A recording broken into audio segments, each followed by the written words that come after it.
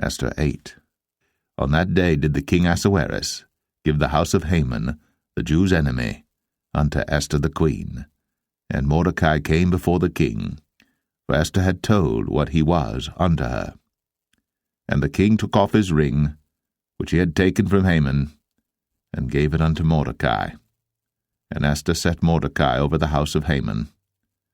And Esther spake yet again before the king, and fell down at his feet, and besought him with tears to put away the mischief of Haman the Agagite, and his device that he had devised against the Jews. Then the king held out the golden scepter toward Esther.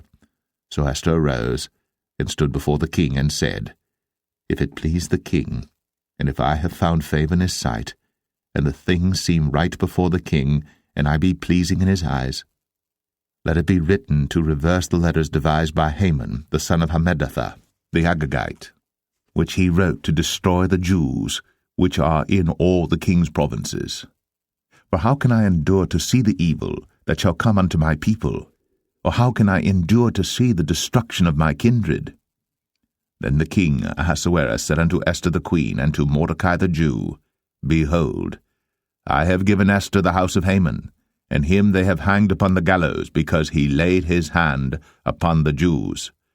Write ye also for the Jews, as it liketh you, in the king's name, and seal it with the king's ring. For the writing which is written in the king's name, and sealed with the king's ring, may no man reverse.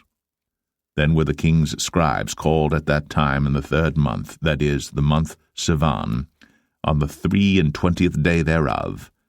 And it was written according to all that Mordecai commanded unto the Jews, and to the lieutenants, and the deputies and rulers of the provinces which are from India unto Ethiopia, and 127 provinces, unto every province according to the writing thereof, and unto every people after their language, and to the Jews according to their writing and according to their language. And he wrote in the king Ahasuerus' name, and sealed it with the king's ring, and sent letters by posts, on horseback, and riders on mules, camels, and young dromedaries, wherein the king granted the Jews which were in every city to gather themselves together, and to stand for their life, to destroy, to slay, and to cause to perish all the power of the people in province that would assault them, both little ones and women, and to take the spoil of them for a prey. Upon one day in all the provinces of King Ahasuerus, namely, upon the 13th day of the 12th month, which is the month Adar, the copy of the writing for a commandment to be given in every province was published unto all people, and that the Jews should be ready against that day to avenge themselves on their enemies. So the posts that rode upon mules and camels went out, being hastened and pressed on by the king's commandment. And the decree was given at Shushan, the palace. And Mordecai went out from the presence of the king, in royal apparel of blue and white, and with a great crown of gold, and with a garment of fine linen and purple, and the city of Shushan rejoiced and was glad. The Jews had light, and gladness, and joy, and honor.